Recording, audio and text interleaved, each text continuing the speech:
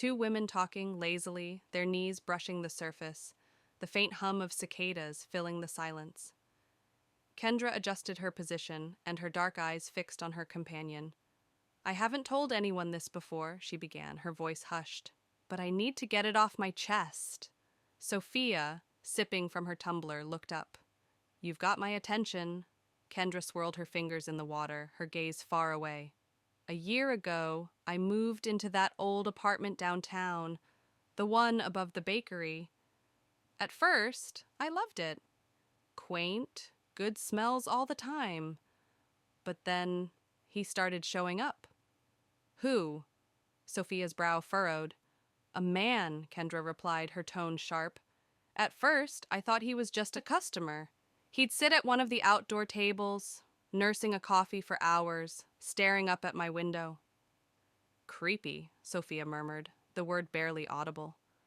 "Yeah, I tried to brush it off. Maybe he liked the view. But then I noticed things."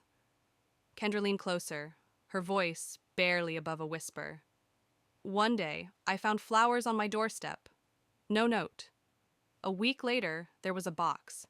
Inside were these weird little trinkets, a broken watch, a feather, a button.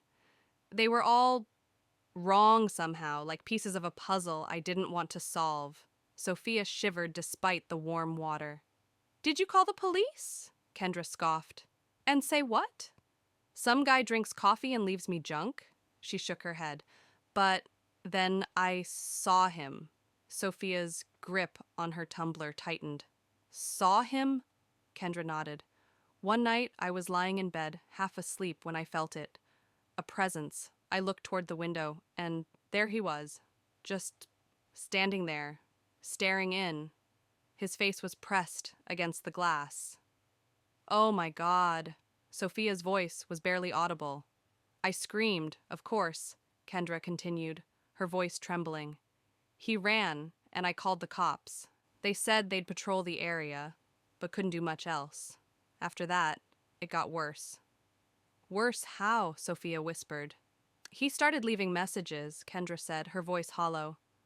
"Scratched into my door, carved into the wood. Things like, 'I see you,' and 'You can't hide.' I started sleeping with the lights on, a knife under my pillow, but he always stayed one step ahead." Kendra paused, her lips trembling. "The worst part? One night I woke up and there was something on my nightstand. A photograph. Of me. Sleeping." Sophia's breath hitched. "That's when I packed up and left," Kendra said, her voice firm now. "I moved, changed my number, erased myself. For a while it worked, but sometimes I still feel like he's watching." Silence hung heavy between them. Sophia glanced over her shoulder, her face pale. "Kendra," she whispered. Kendra frowned. "What?" Sophia's voice broke. "There's someone watching us. From the trees." Kendra froze.